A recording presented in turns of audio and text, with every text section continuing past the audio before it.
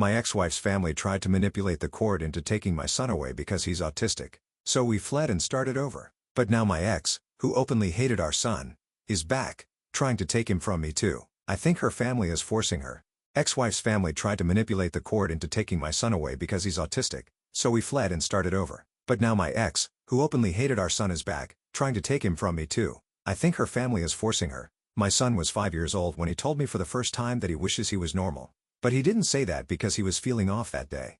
Rather because my brother-in-law Jared told him normal boys didn't cry at fireworks. That moment broke me. Because despite my son being high-functioning autistic and cognitively brilliant, he already knew that he was not good enough for the people around us. My wife left when he was 4 and blamed him. She told him he was defective.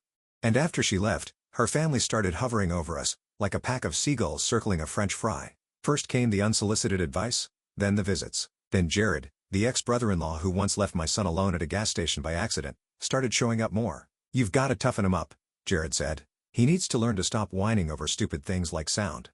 That same week, he tricked my son into getting into his truck for ice cream, then left him at a playground 3 towns over, and called CPS on me for neglect. It thankfully didn't stick, but it planted a seed in my in-laws' head that I was unfit to parent. Soon after, my ex-wife's parents filed for emergency custody, but they didn't use the gas station or the ice cream incident to prove their point. Instead, they used my son's autistic behavior to prove that I was abusive. As an example, they cited that him screaming during a thunderstorm was proof I was abusing him. They also cited that him biting a classmate when his sensory overload hit was proof I was teaching him it's okay to be violent. It didn't matter to them that my son loved me, that he couldn't stop jumping up and down and hugging me every time I came home from work. All that mattered to them was taking him from me. And so, they gathered screenshots, twisted the narratives, and hired a sleazy lawyer who looked like he took pride in getting predators off the hook. All I had was my son and the truth. When trial day came, I knew the courtroom would overwhelm him. So I did what I always did. I prepared him. We read court transcripts, watched old proceedings, practiced with stuffed animals. I explained what custody meant. I showed him how to breathe when it got too loud. And I made sure he knew that I loved him more than anything in this world. In the courtroom, the in-laws sat smug, Jared winking at me like he'd already won. As expected, their attorney painted me as negligent. He said my son needed proper structure. Even fabricated a lie about me laying hands on him. It was a nightmare. When he was finished, the whole courtroom looked at me like I was a monster. I looked over at my son expecting him to be sad or nervous. But instead, he was mad. Like he wasn't about to let someone lie about his dad. He got called on stand, and just like we practiced, he began speaking. But he didn't follow the script, at first anyway. Instead, he started going off. That man was lying. Never talk about my dad like that again. He never hit me. He loves me. When Mom hit me, he stopped her. I love my dad so much. He never lets my peas touch my mashed potatoes. He puts labels on my bookshelf so I can find every story. He doesn't lie. Ever. The room stilled. I know Article 3 of the Family Code, my son added. It says the court wants what is best for me. And what is best for me is staying with my dad. My in-law's lawyer tried to immediately object, but the judge held up a hand. Let him finish. Dad doesn't make me feel different like they do, my son said, pointing at Jared. He makes me feel normal. Like I'm actually cool. I love him. I wiped my face. I hadn't cried since my wife left. But that day, I couldn't stop bawling looking at my son. The judge ruled in our favor. Full custody to me. No visitation rights were granted to the in-laws. Jared stood up, red-faced. This is a joke. The bailiff approached him as he continued to yell. You'll regret this. You think this ends here? They were escorted out. But as they passed, my ex-mother-in-law said, you don't know what you've started. The truth was I didn't. But after winning that initial custody battle, I dared to believe our lives might return to normal for even a little. My son and I slowly rebuilt a structured routine, carefully managing his sensory needs and fostering a stable, nurturing home. Every day felt like a step forward. But beneath that fragile peace, the threat from my ex-wife Maria's family lurked ominously, like a shadow that refused to leave. At first, Jared and my ex-in-laws kept their distance, but their compliance was short-lived. Gradually, they started driving past our house more frequently, their familiar vehicles lingering just long enough to remind us they were watching. I tried to shield my son from their presence, but his anxiety heightened every time he glimpsed Jared's red truck near his school, or at the parks we visited. My son's once peaceful routines began fracturing under this calculated intimidation. Then Maria re-entered our lives, tentatively at first, influenced heavily by her parents. Her family manipulated her guilt and vulnerabilities, convincing her she'd failed as a mother, and needed to redeem herself by reclaiming custody. Driven by their pressure and eager for their approval, she reluctantly filed a new custody petition. Her parents hired expensive lawyers and experts, meticulously preparing a case designed to exploit my son's autistic behaviors against us. Their harassment became methodical.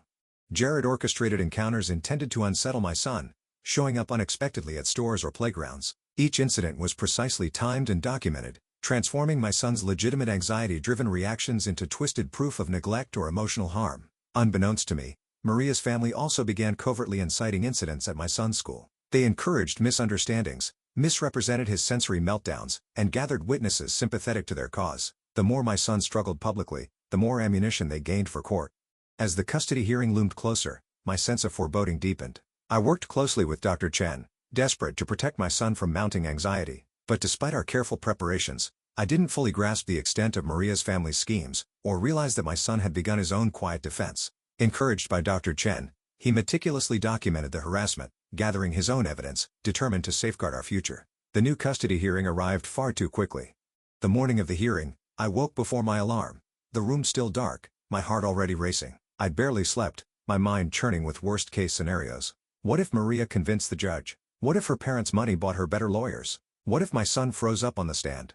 I found him already awake, sitting cross-legged on his bed, flipping through his blue notebook. The soft glow of his nightlight cast shadows across his concentrated face as he reviewed his notes. I organized my thoughts, he said, not looking up, by importance. Red stars are the most important facts. I sat beside him, careful not to disturb the precise arrangement of his blanket.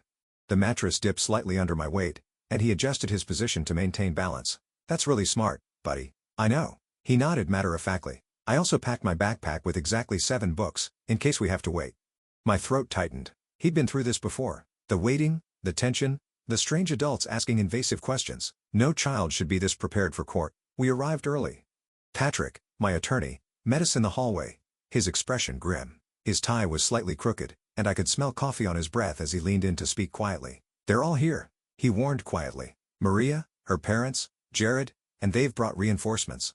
Character witnesses. A child psychologist. My stomach dropped. A psychologist? My son has never even met with their psychologist. Patrick nodded. They're claiming he doesn't need to.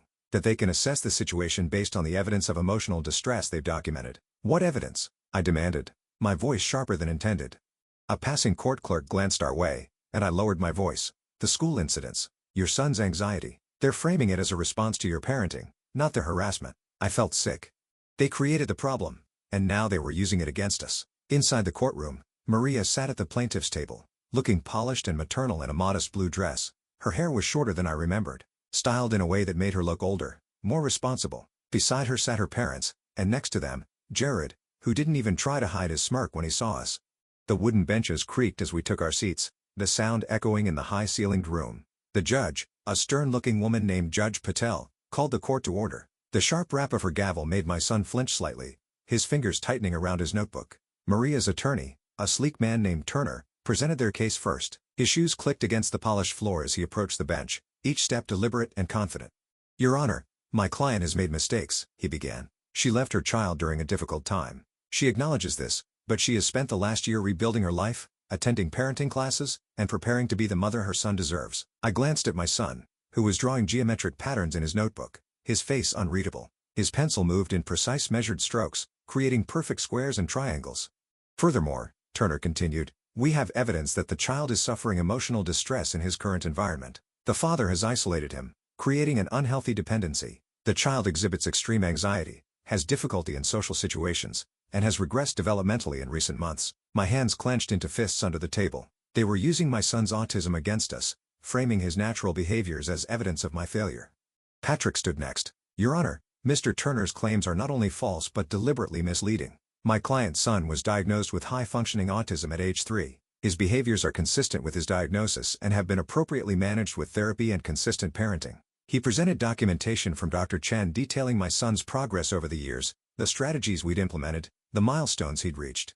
The papers rustled loudly as he handed them to the clerk. Furthermore, Patrick continued, the recent regression in behavior coincides exactly with the harassment campaign orchestrated by the maternal grandparents and uncle following their failed custody attempt. He presented my documentation, the dates, times, and photographs of their vehicles outside our home, at the school, following us to stores. The images showed Jared's distinctive red truck parked across from our house at odd hours, my ex-father-in-law standing at the edge of the school playground during recess.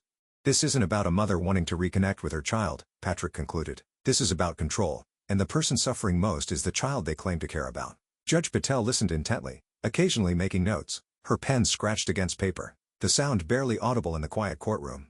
When both sides had presented their initial arguments, she turned to my son. "Young man, would you like to speak today?" she asked gently. My son looked up from his notebook, his eyes darting around the courtroom before settling on the judge. He nodded and walked to the witness stand.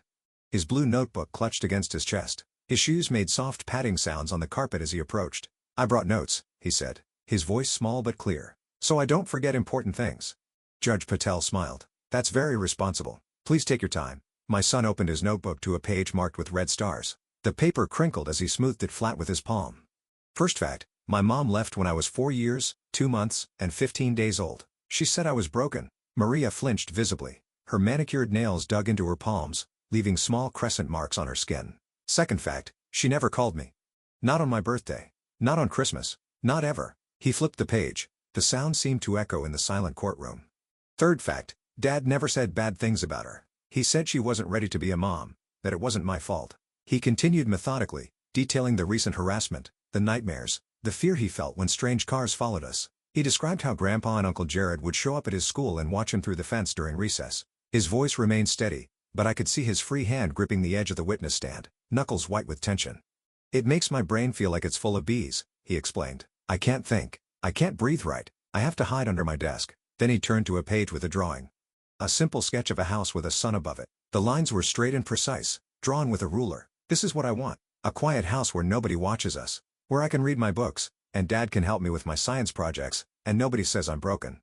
Maria's attorney stood. "Your Honor, while this is very touching, the child has clearly been coached." "I don't get coached," my son interrupted, his voice suddenly sharp. "I observe, I analyze, I conclude." He tapped his notebook. "That's how my brain works." Judge Patel held up a hand to silence Turner. "Continue, young man." My son took a deep breath. I could see his chest rise and fall as he steadied himself. "Last fact. Yesterday, Uncle Jared came to our house." My head snapped up. "What? I hadn't known this." A cold feeling spread through my chest. He thought I was at school, but I had a stomachache, so Dad let me stay home. I was in my room when Uncle Jared came to the back door. He was talking to someone on his phone. He said, "Once we get the kid, we'll make sure he never sees his father again. Maria just needs to play her part for a few more days." The courtroom erupted. Maria's face went pale. Her parents exchanged panicked glances. Jared stood up, pointing at my son. The sudden scrape of his chair against the floor made a harsh sound that echoed through the room. "He's lying. I never." "Sit down, sir," Judge Patel ordered, her voice like steel. "Young man, are you certain about what you heard?" My son nodded solemnly. "I recorded it." He pulled a small voice recorder from his pocket. The one Dr. Chen had suggested he used to record his thoughts when writing was too difficult. The plastic device looked tiny in his hand. "Dad says evidence matters, so I collected evidence." Patrick quickly approached, took the recorder, and handed it to the bailiff, who passed it to Judge Patel. She listened to it privately through headphones, her expression darkening. After a tense silence, she removed the headphones. The soft click as she set them down seemed unnaturally loud. "This court will take a 30-minute recess. Counsel for both parties in my chambers." Now, as they filed out, Maria turned to look at me, her eyes wide with what seemed like genuine shock. Had she not known what her brother was planning? Or was she just a better actor than I remembered? The door to the judge's chambers closed with a heavy thud. My son returned to our table, his shoulders slumped with exhaustion. His face looked paler than usual, with small beads of sweat at his hairline. "You did amazing," I whispered, pulling him into a gentle side hug, careful not to overwhelm him. "Why didn't you tell me about Jared coming to the house?" "I was collecting data," he replied simply. "Dr. Chen says sometimes you have to observe before you intervene." I couldn't help but smile. My brilliant, methodical son. When court resumed, Judge Patel's expression was grave.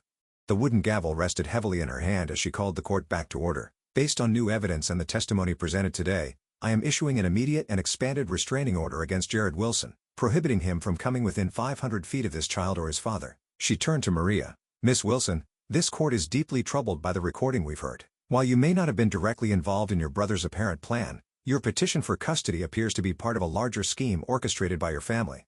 Maria's face crumpled. "Your Honor, I didn't know. Save it for your testimony." Judge Patel interrupted. "This court will reconvene tomorrow morning to hear final arguments and issue a ruling. In the meantime, I'm ordering a full investigation into the harassment described by the minor and his father." As we left the courtroom, I felt a weight lift from my shoulders. For the first time in weeks, I dared to hope we might actually escape this nightmare. The afternoon sunlight streamed through the courthouse windows, casting long shadows across the marble floor. That hope was short-lived. As we walked to our car, Maria appeared, hurrying across the parking lot toward us. Her heels clicked rapidly on the asphalt as she approached. I instinctively stepped in front of my son. "Wait," she called. "Please, just 1 minute." Patrick, who was walking with us, moved to intercept her. "My client has a restraining order. Against my family, not me," she said quickly. "Please, I need to explain." I hesitated, then nodded to Patrick. "It's okay. We'll hear her out." My son pressed against my side, his body tense. I kept my hand on his shoulder, reassuring him. I could feel his rapid heartbeat through his thin jacket. Maria stopped a few feet away, her eyes red-rimmed. "I didn't know what they were planning, I swear. They told me they just wanted to help me reconnect with my son, that you'd been keeping him from me." "You left," I reminded her, keeping my voice level. "You called our son broken and walked out. You never called, never wrote." "I know." She looked down. "I was young and selfish and scared. I couldn't handle it, but they made it sound like you turned him against me, that you wouldn't let me see him even if I tried." "Did you ever try?" I asked. She didn't answer, which was answer enough. The wind rustled through nearby trees, filling the awkward silence. "They're obsessed," she continued. "My parents, Jared, they can't stand that you're raising him without them having any control. When the first custody case failed, they came to me, offered to pay for everything if I'd file for custody." My son tugged at my sleeve. "Dad, I want to go home." "In a minute, buddy," I said softly, then turned back to Maria. "Why are you telling me this now?" "Because I heard the recording. What Jared said." Her voice broke. "They never intended to let me be his mother. They just wanted to use me to get him." I studied her face, trying to determine if this was just another manipulation. "What do you want, Maria?" "I want to withdraw my petition," she said. "And I want to apologize to both of you." She looked at our son who was half hidden behind me. "I'm sorry I left. I'm sorry I wasn't brave enough to be your mom." My son peered around me, his eyes narrowed in assessment. "Are you still scared of me?" he asked bluntly. Maria blinked, taken aback by the directness of the question. "I was never scared of you," she said after a moment. "I was scared of failing you. There's a difference." He considered this, then nodded once. "Okay. Apology accepted. Can we go home now, Dad?" I couldn't help but smile at his matter-of-fact response. "Yes, buddy, we can go home." As we turned to leave, Maria called after us. "They won't stop, you know. My parents, Jared, they'll find another way." I looked back at her. "I know. That's why we're leaving." That night, as I tucked my son into bed, he asked the question I'd been dreading. "Where are we going to move to?" I sat on the edge of his bed. The mattress creaked softly beneath me, and the bedside lamp cast a warm glow across his worried face. "I'm not sure yet. Somewhere quiet. Somewhere with good schools. Somewhere they can't find us easily." He frowned, processing this.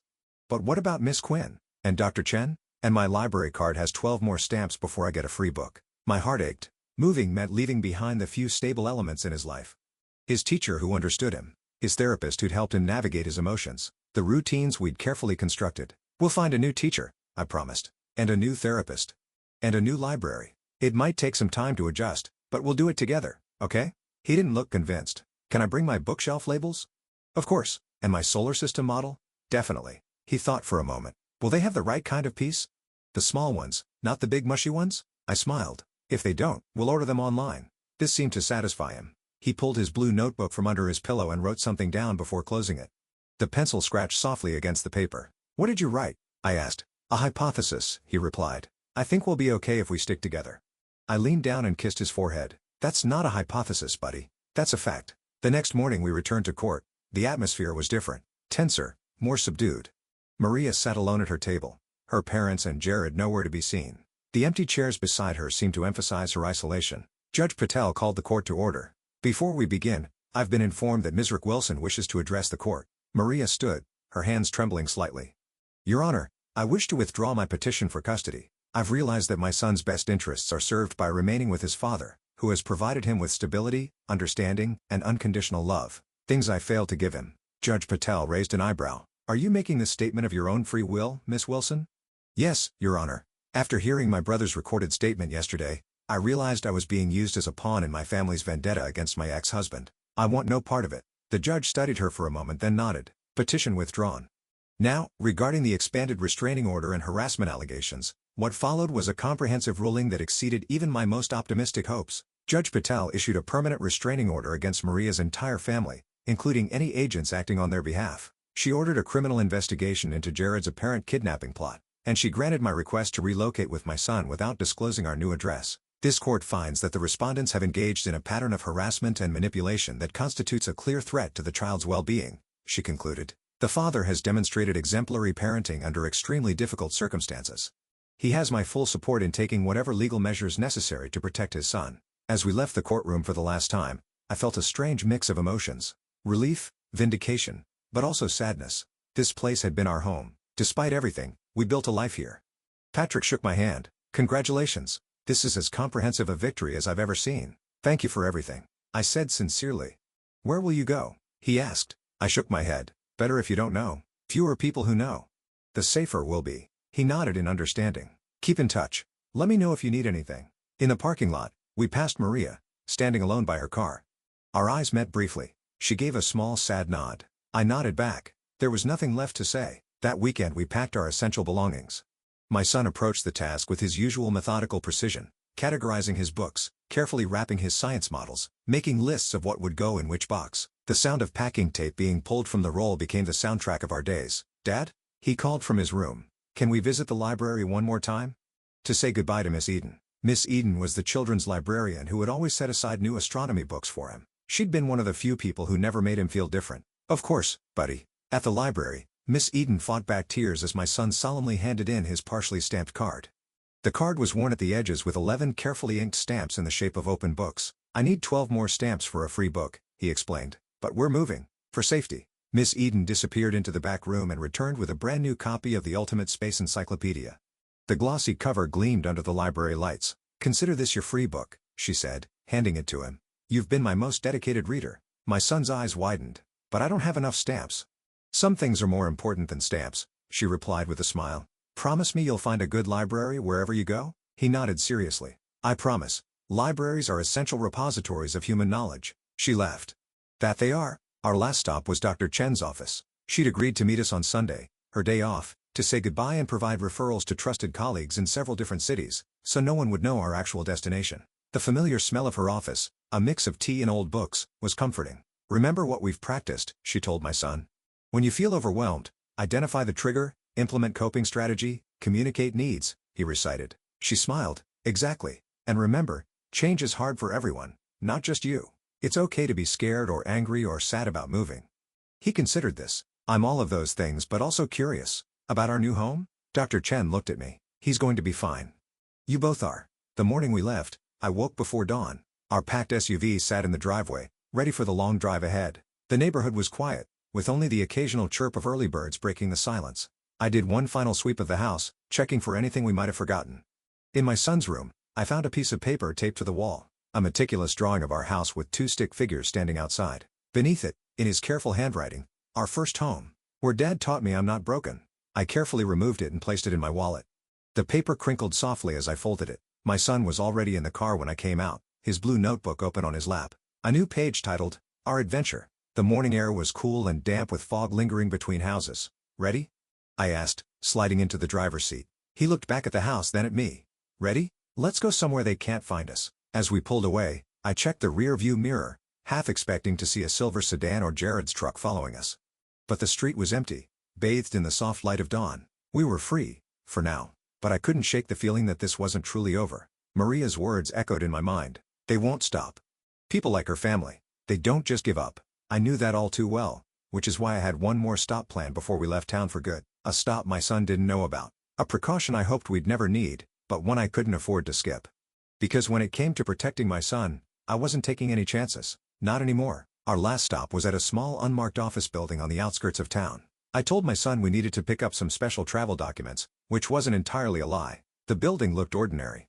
Gray concrete with tinted windows that reflected the morning light. Wait here for just a minute, I said, leaving him in the car with his new space encyclopedia. I'll be quick. Inside, a woman with close-cropped gray hair and sharp eyes greeted me. This was Diane, a former police detective turned private security consultant. Patrick had connected us. Her office smelled of coffee and paper, with filing cabinets lining the walls. Everything's ready, she said, handing me a sealed envelope. New driver's license, social security card, bank accounts, the works. Your new identity is as solid as I can make it. Background, credit history, employment records. Your son's school records have been transferred under the new name. I nodded, my throat tight. And the monitoring? Already set up. We'll track any searches for your old names, any unusual activity around your previous contacts. If they start getting close, you'll know before they do. Back in the car, my son barely looked up from his book.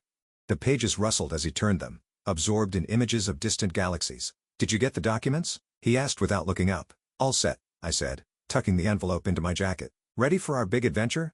He nodded, but his eyes lingered on the town passing by outside his window. Buildings and landmarks we'd known for years slipped past, growing smaller in the side mirror. I calculated that we've lived in this house for 2,347 days, he said quietly. That's a lot of days. It is, I agreed, but we'll have even more days in our new home. Will it have a backyard? For my telescope? Even better, I promised. It has a deck on the roof, perfect for stargazing. That seemed to cheer him up. As we merged onto the highway, I felt the tension in my shoulders begin to ease. The farther we got from our old life, the safer we'd be. We drove for hours, stopping only for bathroom breaks and to stretch our legs. My son documented everything in his blue notebook. The license plates we saw from different states, the types of clouds in the sky, the exact mileage between rest stops. The scratching of his pencil became a comforting background noise to the engine. Dad, he said somewhere around hour 6. Are we going to change our names? Like in the witness protection shows? I nearly swerved. Have you been watching those shows again? He shrugged.